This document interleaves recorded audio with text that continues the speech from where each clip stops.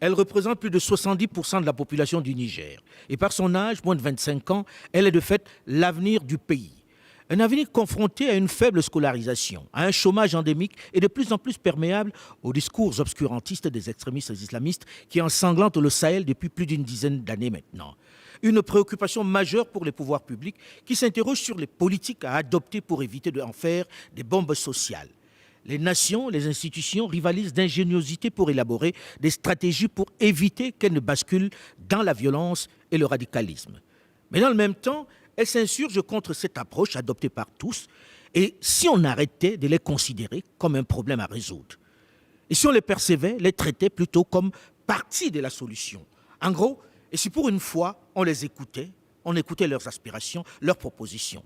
Bonjour à tous et bienvenue dans le débat africain qui est ce dimanche à Niamey, la capitale du Niger, en marge du festival Soleil d'Afrique, qui a fait de son credo un cadre de dialogue avec la jeunesse, un espace d'échange d'idées et de créativité où s'exprime cette jeunesse qui a soif de parler. Plusieurs invités sur ce plateau. D'abord, Léana Seni Issa, réalisatrice, directrice de l'agence de communication Zara Productions et lauréate du prix Jeune Leader engagé en faveur de la paix et de la sécurité en Afrique pour son œuvre Sensibilisation des jeunes sur les méfaits de l'extrémisme violent au Niger. Ce prix récompense les jeunes ou groupes de jeunes dont l'activité dans la prévention et la lutte contre l'extrémisme violent a enregistré le plus grand impact. Elle réalise des films promotionnels, des documentaires et des fictions de sensibilisation pour la jeunesse sur les questions notamment de sécurité, de terrorisme et d'enrôlement des jeunes. Bonjour Léana Seni. Bonjour. Grosse activité, félicitations. Second invité de ce plateau de Niamey, Fatoumata Adel Bari, médecin généraliste et humanitaire, écrivain, consultante en communication de la santé. Bonjour Fatoumata. Bonjour. C'est plutôt un médecin assez particulier. Notre troisième invité de ce plateau du Soleil d'Afrique à Niamey est l'hôte de ce festival multiculturel, Rayon d'Afrique, qui en est à sa deuxième édition. Sani Fatoumata Morou, qui est la directrice générale, promotrice et propriétaire du centre culturel Espace Soleil d'Afrique au Niger, ancienne ministre du Tourisme et de l'Artisanat. Bonjour Madame la ministre. Bonjour Monsieur Foucault. Vous avez perdu l'habitude qu'on vous appelle comme ça, je crois. Oui, c'est vrai. Un petit peu. Notre quatrième invité de ce plateau consacré aux jeunes est Kader Kanei, le fondateur et président de l'université African Development Universalis, une institution universitaire d'un genre nouveau installée à Niamey. Il nous expliquera les contours de cette université. Bonjour Kader. Bonjour Alain. Bonjour Voilà à tous. pour nos invités. J'ai envie de commencer en disant, vous qui vivez au Niger, avez-vous le sentiment que la jeunesse se sent un peu perdue? Docteur, vous qui travaillez avec eux au quotidien. Merci Alain. En effet, j'aime dire bien que la jeunesse que j'ai eu à côtoyer, que je continue de côtoyer, a l'impression d'être oubliée. Oubliée dans le sens où cette question dont vous parlez aujourd'hui, pour moi, ce n'est pas des statistiques. C'est une réalité, c'est aller travailler tous les jours, rencontrer ces jeunes-là qui se sentent oubliés, ces jeunes qui ont du rêve, qui ont envie d'autonomie en fait, mais qui se sentent oubliés. Si je me rappelle, en 2018, j'avais travaillé avec des jeunes qu'on a ramenés de DIFA. Et ces jeunes-là, moi, j'étais censée de les écouter, d'écouter s'ils ont des rêves. Et puis, transcrire cela dans un document. Et j'ai rencontré une trentaine de ces jeunes qui sont déjà partis au front, mais qui disent qu'ils ont un besoin viscéral d'autonomie. Et c'est des jeunes... Qui sont partis au front. Quand vous dites qu'ils sont partis au front, quel front? Ils n'expliquent pas concrètement quel front ils ont Mais ils ont combattu, en gros. Ils ont eu à combattre ou ils ont vu des gens qui ont combattu dans leur zone parce qu'ils sont venus de cette zone où il y a des gens qui combattent, qui vont et qui reviennent. Et ils vous disent, c'est des jeunes de 8 à 15, 18 ans maximum qui vous disent, il y a un besoin viscéral d'autonomie. Moi, je veux pouvoir travailler et pouvoir être indépendant. Mais dans le même temps, il n'y a pas de travail dans le coin. Il n'y a pas de travail dans le coin. Les travaux qu'ils essayent à faire, des travaux manuels, ça ne paye pas bien. Et donc, quand cette jeunesse-là se rend compte comme si elle n'est pas considérée, elle ne fait pas partie intégrante de cette société qu'on essaye de construire, c'est une jeunesse qui est frustrée. Et donc, pour moi, ce que je vois dans cette jeunesse, que ce soit à Tillabéri, que ce soit dans d'autres régions, c'est que dans les villages, je ne sais pas trop pour les grandes villes ici, mais dans les villages, on a l'impression que cette jeunesse, elle est oubliée, qu'elle est frustrée, elle a un besoin viscéral pour l'autonomie. Oublié, frustré, le mot revient souvent. C'est les mêmes que vous avez rencontrés, Léanie? Oui, exactement, c'est la même chose, plus ou moins, ou peut-être plus dramatique, parce qu'en les écoutant, c'est vrai, c'est une jeunesse qui a envie de s'exprimer. Elle a envie de s'exprimer, mais elle n'a pas cette liberté d'expression. Et j'ai tendance à comprendre que c'est parce qu'elle est manipulée par la politique. Si vous parlez positivement en fonction de la régime, vous êtes un pro-régime. Et si vous essayez de critiquer d'une manière négative la politique, vous êtes manipulé par l'opposition. Donc, du coup, si vous êtes manipulé, si vous donnez cette impression à la population ou au régime, vous êtes emprisonné ou peut-être en garde à vue. Donc, elle est renfermée en elle. Elle n'a pas cette liberté d'expression. Elle n'a pas cette liberté d'exercer ce qu'elle veut. Et si elle est enrôlée dans cette situation d'extrémisme, c'est parce qu'il y a l'injustice, il y a la pauvreté, il y a la discrimination. Et comme Abel vient de le dire, ça crée la frustration. Et quelqu'un qui est frustré, il est capable de tout. Et ce qui est dangereux, ils acceptent la situation et ils sont beaucoup plus enrôlés dans la situation. Et pendant mes activités de sensibilisation, c'est pour leur donner la parole, les écouter, le mettre sur le site internet et partager avec la population. Deux fois, il y a quelques-uns qui arrivent à s'exprimer, mais la majorité, ils préfèrent se renfermer. Pourquoi? Ils ne font plus confiance. Ils ne font plus confiance à ceux qui leur parlent. Oui. Est-ce que c'est la même chose que vous rencontrez ici, Madame la Ministre? Vous qui êtes ici, Madame Zani, est-ce que c'est la même chose dans les zones urbaines? Parce que les deux vous parlent des zones rurales, en parlant de désespoir, de frustration. Est-ce ce qu'on vit ici à Niamey? Oui, Adèle et Léhana ont dit le mot frustration. Et c'est le mot qui revient chaque fois qu'on rencontre des jeunes. Pas plus tard que ce matin. Je vous ai raconté au moment de la conférence, j'ai trouvé un tas de jeunes agglutinés derrière les grilles. Je leur dis, écoutez, mettez un peu d'ordre et après on va s'arranger. Vous allez, non, non, non, on est frustrés, on veut rentrer. J'ai dit, bon, c'est le mot qui revient. Certainement, la frustration est sous plusieurs formes. N'est-ce pas? Quand ils n'arrivent pas à trouver du travail, ils sont frustrés. Quand ils n'ont pas ce qu'ils veulent, ils sont frustrés. Quand ils ne peuvent pas aller à l'université ou qu'ils n'ont pas mené des études, ils sont frustrés. Ils sont frustrés quand ils voient d'autres qui ont de l'argent facile. La frustration est multiforme. Mais mon discours à moi, il est le même. Rien n'est immuable. On peut tout changer.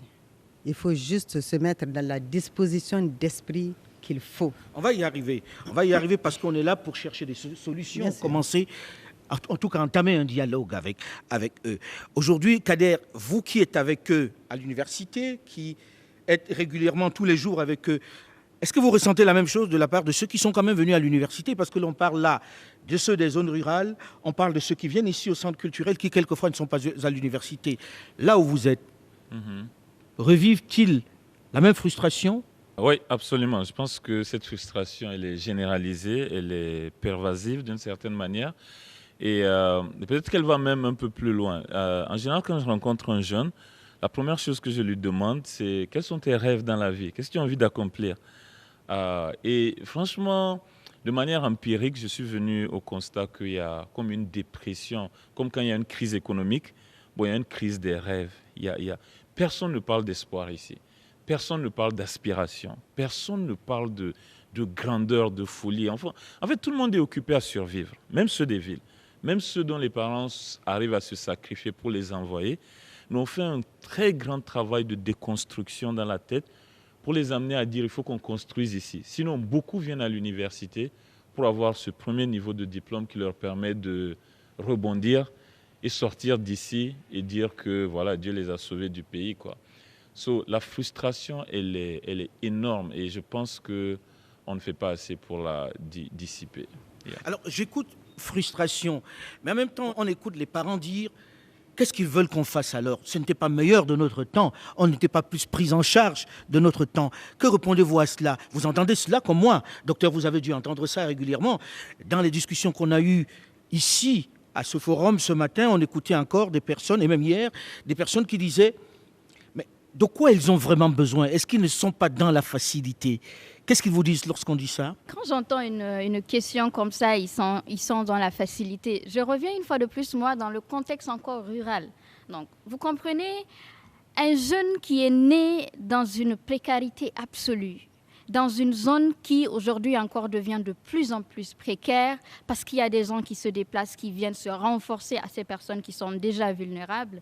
C'est, comme l'a dit Madame la ministre, c'est des jeunes qui en réalité, dans la tête, pensent que quand on est né précaire, on est né dans la pauvreté, peut-être qu'il n'y a pas d'issue. Ils n'ont même pas cette capacité de se dire « je suis né pauvre, je suis dans une précarité, il y a une possibilité de sortie ». C'est peut-être cela, en fait, que nos aînés prennent comme une sorte de fait que les jeunes disent que c'est peut-être un peu facile pour eux. En réalité, c'est que si le jeune n'est même pas conscient que même s'il est né dans la précarité, il y a des possibilités à ce qu'il se batte et qu'il s'en sorte, il ne va pas le faire. Donc il va s'asseoir pour dire qu'il n'y a rien et se mettre dans l'émotion, à se mettre à exprimer cette frustration.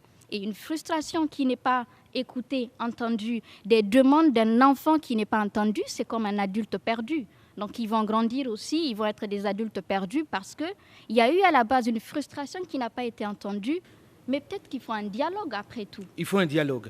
Alors on écoute des gens qui disent qu'est-ce que les autres proposent pour qu'ils les suivent, pour qu'ils en arrivent à tuer, pour qu'ils en arrivent à s'enrôler dans des groupes violents, radicaux. Est-ce qu'ils donnent plus d'espoir, finalement? Oui, ils donnent plus d'espoir parce qu'on sait que la population cible des terroristes, c'est la jeunesse. Et la jeunesse, pas n'importe quelle jeunesse, mais ceux qui sont dans la vulnérabilité, ceux qui cherchent, qui vivent du jour au jour, ou ceux qui passent pratiquement toute une journée sans manger. C'est plus facile de les enrôler avec de l'argent. Et voilà, c'est la méthode qu'ils utilisent. Mais moi, je pense ils suivent pour manger. Pour manger, pour remédier le problème, pour sauver la famille en quelque sorte. Parce que toute la famille, c'est toute une famille qui est dans la pauvreté. En enrôlant 2-3 personnes de la famille, ça permet la survie de cette famille. Et on comprend que pourquoi l'enrôlement est plus facile. Mais là, il y a le problème. Quelle est la solution? Le problème, on sait que c'est la pauvreté, le manque d'emploi. Je suggère à notre État, le gouvernement, d'insérer les activités génératrices de revenus dans le cursus scolaire, que ça soit du niveau moyen. On va arriver aux solutions, mais on fait déjà un constat. Ouais. On va arriver aux solutions. Là, vous dites, on leur propose des solutions là-bas, mais quand même, il y a quelque chose de particulièrement violent. Quelqu'un qui dit, je vais aller tuer pour manger. Je vais aller tuer un voisin pour manger. Non, Madame Sani. C'est dramatique. C'est dramatique. C'est dramatique parce qu'on mange un jour, on mange 2 jours, mais si on doit aller tuer pour manger, tuer le voisin, tuer tout le temps, un innocent. On ne va pas passer sa vie à tuer parce qu'on veut manger. Donc c'est vraiment un drame auquel il faut s'attaquer par tous les moyens et trouver les solutions. Et moi, je garde espoir. Vous avez dit qu'on arriverait tout à l'heure aux solutions. Et moi, je suis du genre vraiment à positiver. Il y a certes des difficultés, n'est-ce pas? C'est entendu, c'est reconnu, on le sait. Maintenant, quelles sont les solutions? Comment s'y attaquer? Et par où commencer? Peut-être que ce serait bon de... Par où commencer? Avant d'entrer, parce que ce sera l'essentiel, par quoi on commence? Est-ce que ces jeunes-là, vous avez déjà entendu le regard qu'ils posent sur les radicaux qui sont en train d'ensanglanter leur pays, qui viennent d'ailleurs avec des doctrines assez obscurantistes? Vous qui êtes universitaire, Kader, est-ce que vous les entendez là-dessus? Oui, on fait pas mal de cadres d'échange à l'école sur des questions comme ça, parce qu'on continue toujours de rappeler aux étudiants qui sont ici qu'ils sont les privilégiés, le 1% du 1% même, et qu'ils ont la responsabilité d'aider les autres. Et vraiment, quand on se projette, on a presque failli avoir un étudiant qui était ce qu'ils appellent les repentis. Mais Les repentis, c'est-à-dire il est allé se battre, il a et changé, puis il a changé, il est revenu à la raison. Il est revenu à la raison, on essaie de les réintégrer. Bon, mais on a un standard d'entrée que malgré tout, même si on fait des cas individuels, il faut quand même que la personne puisse tenir sur le plan académique et souvent ça, c'est une difficulté. Mais ce qu'on trouve, franchement, c'est beaucoup plus grave qu'on pense que c'est juste un manque de nourriture. C'est le désespoir absolu. Il y a une pression sociale dans nos cultures. Traditionnellement, quand un jeune arrive à l'âge de la maturité, pas 40, mais 18 ans ou 16 ans, quand il devient un homme, il a la responsabilité de contribuer dans la famille. Chaque jour qui passe, les regards de la société, la pression sociale sur lui, c'est un désespoir fondamental qui s'installe dans cette personne. Et cette personne en perd ses repères. La boussole ne fonctionne plus comme nous. Il ne peut pas s'occuper de la famille, il ne peut pas contribuer. Il peut pas contribuer. Et pour lui, le monde s'effondre. Il ne sert à rien. Dans le regard de sa mère, il ne sert à rien. Dans le regard de son père, il ne sert à rien. Après, il y a des benchmarks. Il y a les enfants des voisins ou du village voisin qui sont allés, qui envoient de l'argent. Donc après, ça devient... On a une amie, Yali, qui a, sur financement de l'USAID, elle a fait une étude, elle allait sur les personnes capturées des groupes de Boko Haram. Elle allait les interviewer en prison. Et l'hypothèse de base, c'était qu'ils faisaient ça pour des raisons religieuses. Sa conclusion, c'était qu'à 70% des gens, c'est des raisons économiques. C'était des raisons même pas économiques, de survie. Ces gens étaient prêts à tout. S'il faut mourir, je préfère mourir que d'être humilié comme ça tous les jours. Oui, parce que la question religieuse, elle est vraiment infime. Elle est infime, elle est marginale. Elle est marginale. Et maintenant, quelqu'un vient, et le mot-clé ici, c'est opportunité. Quelqu'un vient, c'est même pas qu'il crée un cadre neutre, c'est qu'il crée un tremplin. Non seulement toi, tu vis, tu manges. Tu te réveilles le matin, tu ne te poses plus la question « est-ce que je vais manger ?» Parce que c'est la réalité de la plupart des jeunes de notre Sahel. Est-ce que je vais manger? Et quand tu arrives à répondre à cette question, est-ce que je vais manger? La prochaine question, c'est qu'est-ce que je vais manger? Et c'est jamais qu'on mange par plaisir, c'est juste parce que la douleur de la faim, elle est plus difficile que le goût malsain de ce que je trouve à manger. Les gens vivent comme ça et ils sont presque privilégiés s'ils arrivent à manger comme ça. Donc pour ceux qui n'y arrivent pas, quand ça se multiplie à travers le temps et que quelqu'un vient avec une enveloppe, une possibilité de carrière, c'est comme ça qu'il faut voir ça. Donc les gens forcément carrière pour assassiner ses voisins. C'est ça. Alors, j'ai envie de dire, dans le même temps, est-ce qu'il n'y a pas une faiblesse même dans le concept que nous avons du travail? On a le sentiment que tout le monde attend tout de l'État. Est-ce qu'on est quand même conscient que l'État ne peut pas tout donner? Est-ce qu'on n'a pas travaillé à faire croire à tous ces jeunes, Adèle, que le travail va forcément venir de l'État et que s'il a une situation, ça va venir de l'État? C'est clair qu'une bonne partie de la jeunesse, à un moment donné, pensait que c'est l'État qui allait résoudre les problèmes. Et ça générait une sorte de frustration parce qu'il n'y a que les personnes âgées encore qui ont les postes qu'il leur faut. Mais je pense que de mon avis personnel, c'est l'auteur qui parle, pas l'humanitaire, de mon avis personnel, c'est que dans les zones urbaines, les jeunes ont commencé quand même à comprendre qu'on n'attend plus rien de l'État. Il y en a une bonne partie qui se lance dans l'entrepreneuriat, même si c'est une question aussi à revoir parce qu'on a plus maintenant de jeunes qui vont à l'entrepreneuriat parce que justement, on prend l'opportunité, on veut se faire de l'argent tout de suite, pas parce qu'il y a un besoin à combler ou par passion ou par vocation.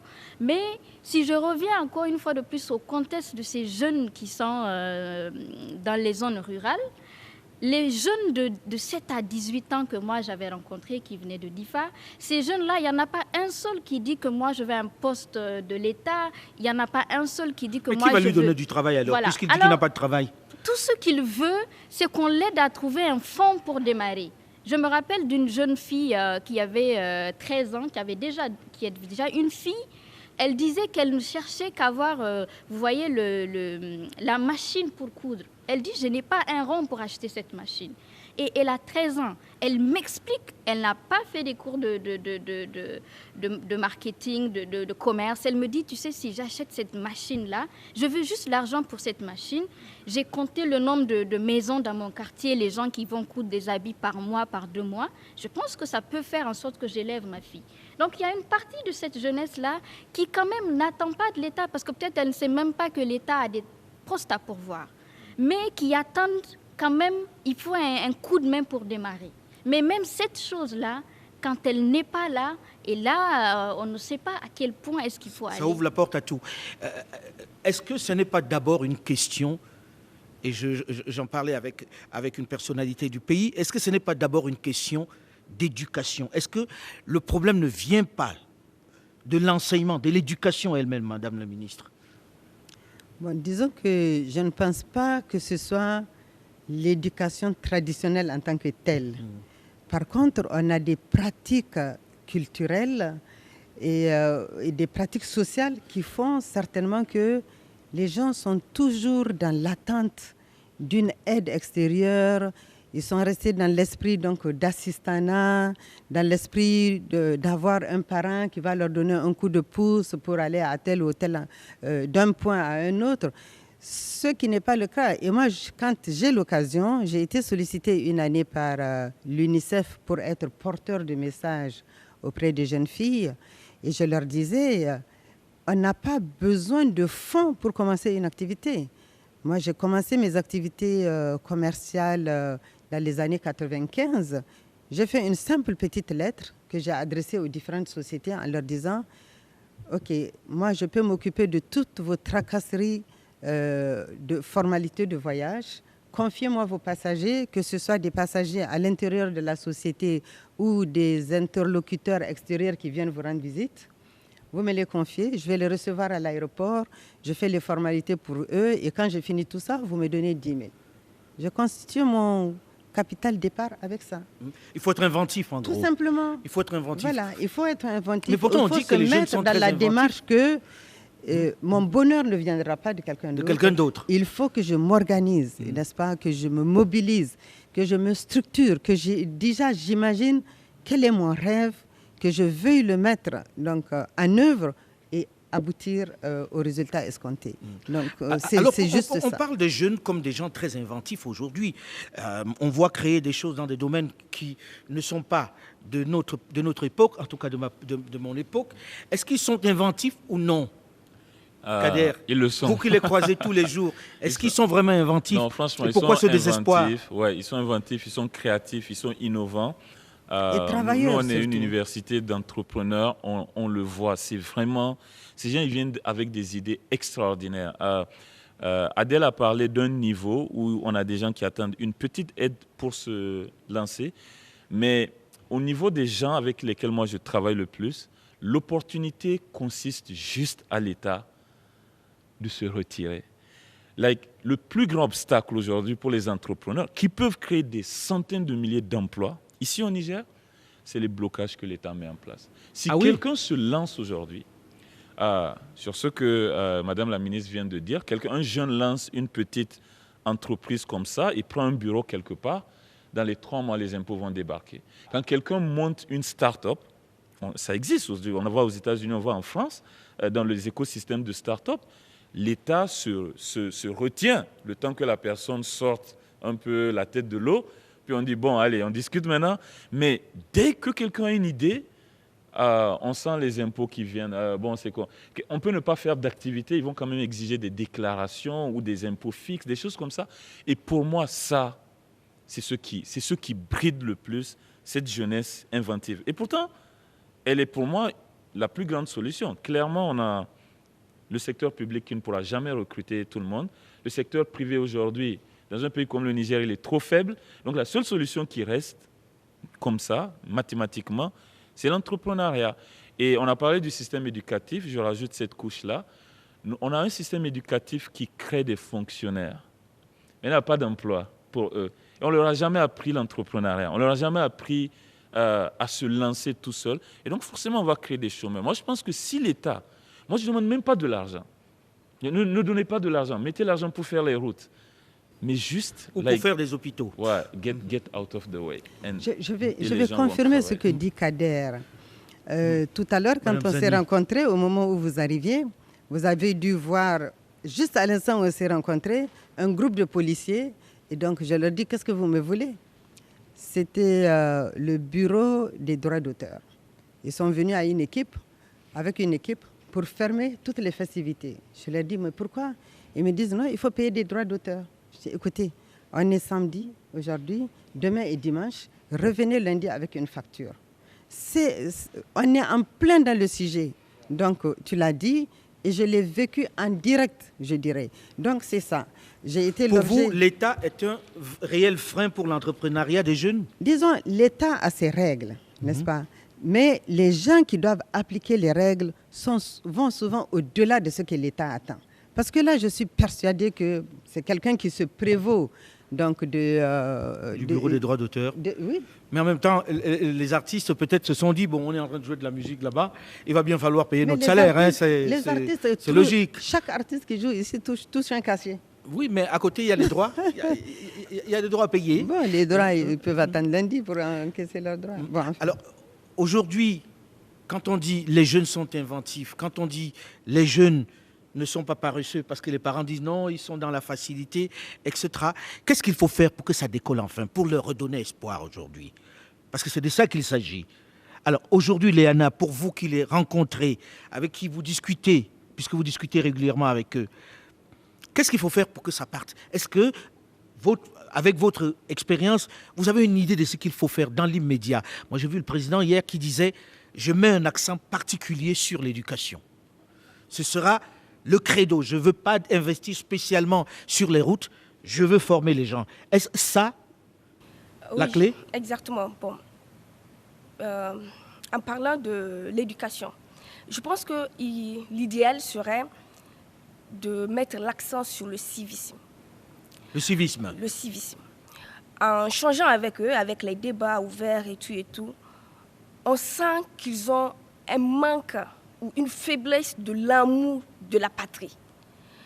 Si je prends par exemple mon pays, par exemple moi, Léana, je mène cette activité et sensibiliser les gens sur les méfaits de l'extrémisme violent depuis 2016. Je n'ai reçu un franc de l'État et d'aucune association ou de l'ONG, quelque chose comme ça, pour m'accompagner. Je n'ai jamais reçu ça. C'est-à-dire vous luttez pour convaincre les jeunes de ne pas sombrer dans le radicalisme violent, dans l'extrémisme, mais vous n'avez jamais eu d'appui de qui que ce soit. Jamais. Personne ne vous accompagne. Personne. Mais vous avez le sentiment que ça n'intéresse pas vraiment le pouvoir public. Pourtant, ils en parlent régulièrement. Ça intéresse parce que j'ai déposé le projet au niveau de notre ministère de la Culture, de la Renaissance culturelle. C'était l'appellation à l'époque. J'ai reçu une lettre de recommandation. Et j'ai utilisé cette lettre dans les ministères, les ONG, les instituts internationaux et tout. Je n'ai pas reçu d'appel. Personne ne vous a écouté. On ne m'a pas écouté. Mais cette fois-ci, je suis écoutée avec intérêt. Parce que je reçois même des coups de fil pour que je vienne vers eux, pour qu'ils collaborent avec moi. Moi, je pense qu'on ne peut pas tout attendre de l'État. L'État ne peut pas tous nous prendre en charge. Mais c'est ce qu'on disait, c'est-à-dire qu'à un moment donné, il faut se dire que l'État ne peut pas tout faire. Nous sommes combien d'habitants? Nous avons combien de ministères? L'État ne peut pas tous nous prendre en charge. Oui, donc c'est quoi la solution?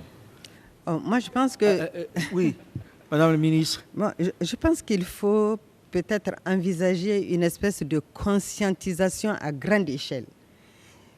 Que toutes les associations, l'État, les éducateurs, les parents, que chacun mette la main à la pâte. Je me souviens, on parle aujourd'hui d'une tribune de jeunesse. Nous ne faisons qu'accompagner parce que notre jeunesse, elle est loin derrière nous.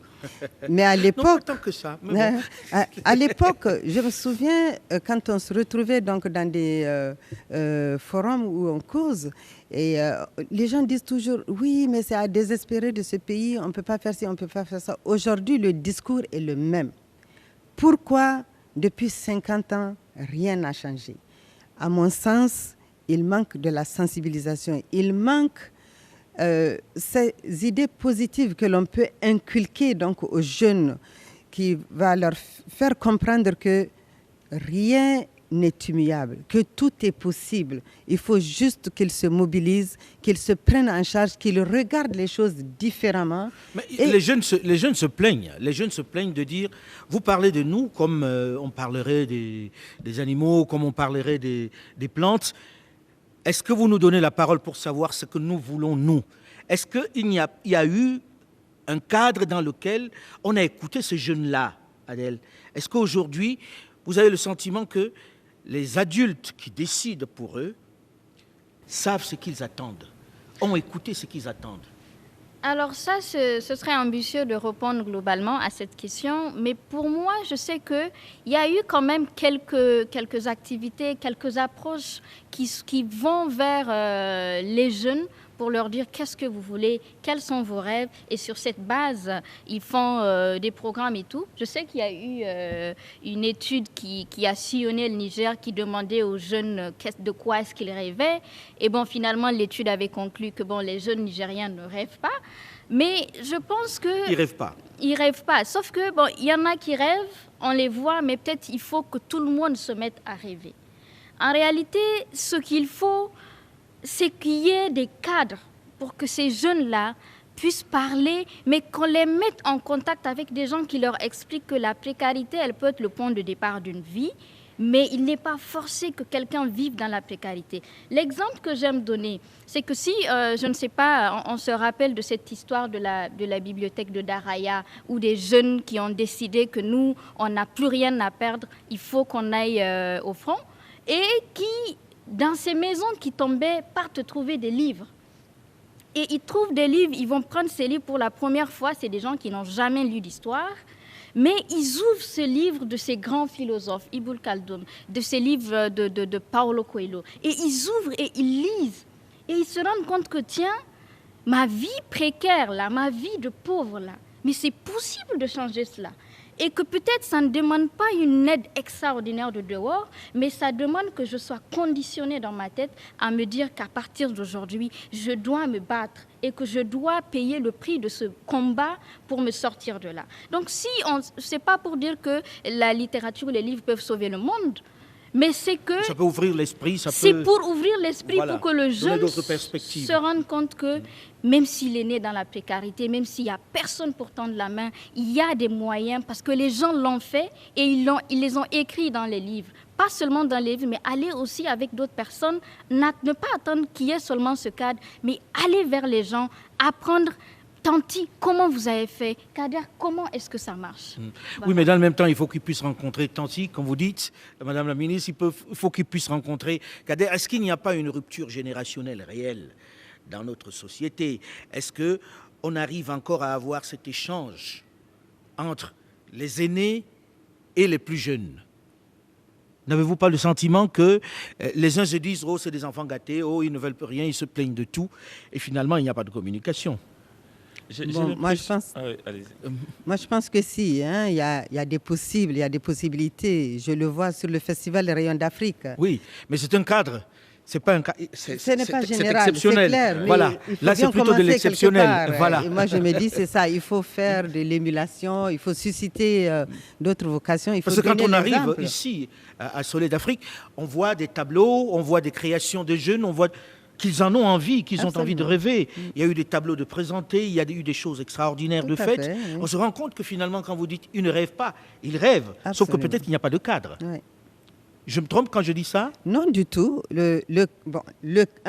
Un cadre, il n'y a pas de cadre démultiplié, voilà. Mais il y en a quelques-uns. Oui. Mais ils sont trop rares peut-être pour la population du Niger, 70% de la population à peine 25 ans. Non, c'est pour ça que je me dis il faut une conscientisation à grande échelle. Il faut que ces cadres-là se démultiplient, qu'il y en ait beaucoup d'autres, que des jeunes aussi pensent à créer des cadres comme ceux-là, qui vont être forcément plus facilement fréquentables par d'autres jeunes.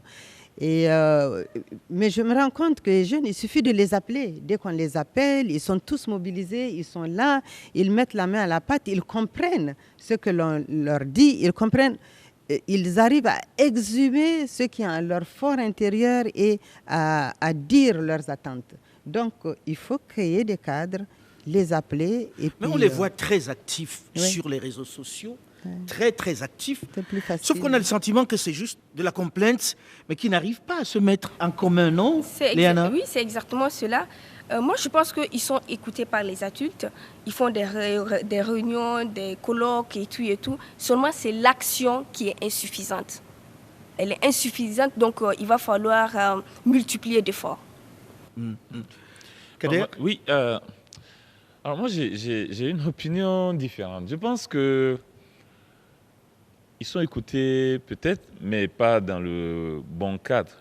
Ok, on fait le festival Rayon d'Afrique, on est tous là, la première dame est là, on a le grand Alain Foucault, on sait que ce qui va se faire ici va aller loin. Donc, mais Rayon d'Afrique, on en a un chaque 2 ans. Et je ne connais pas un festival de cette ampleur-là, franchement. Il y a des plus petits cadres où on se retrouve et tout. Mais quand on parle d'écouter la jeunesse, je ne sais pas.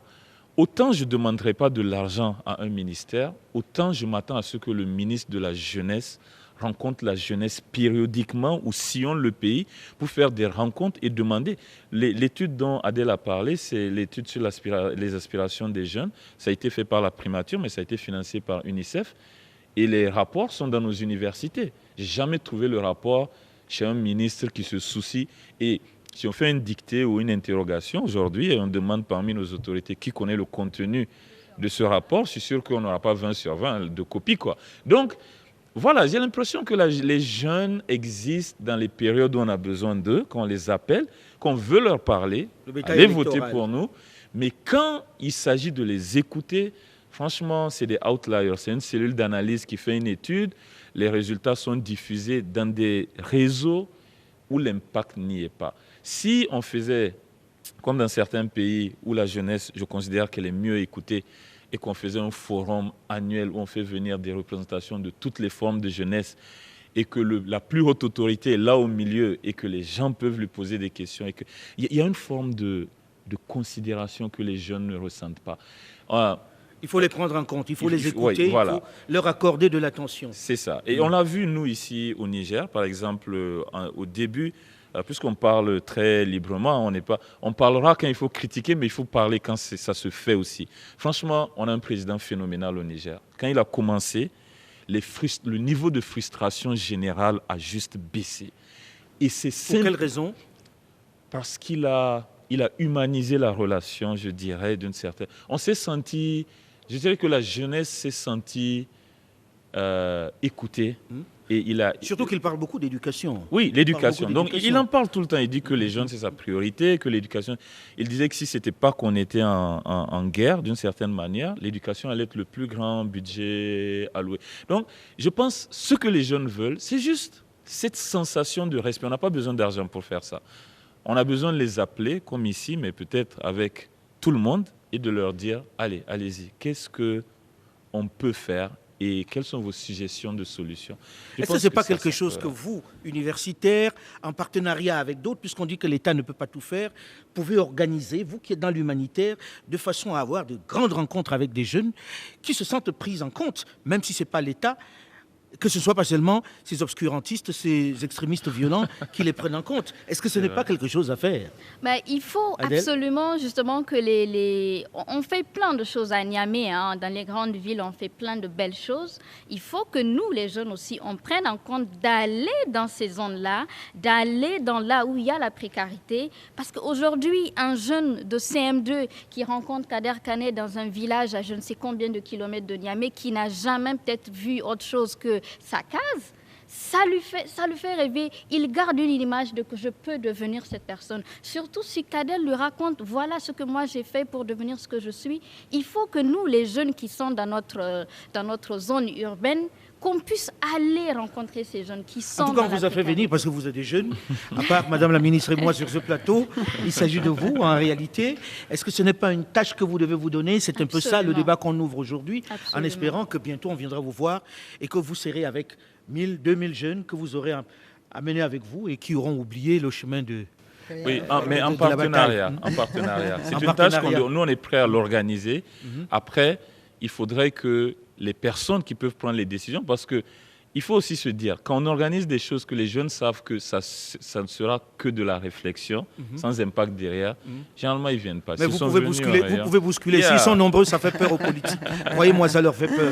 Parce qu'ils savent que ces jeunes vont voter et que leurs parents tiennent compte de ça. Absolument. Le temps tourne malheureusement vite. Nous arrivons malheureusement au terme de cette émission.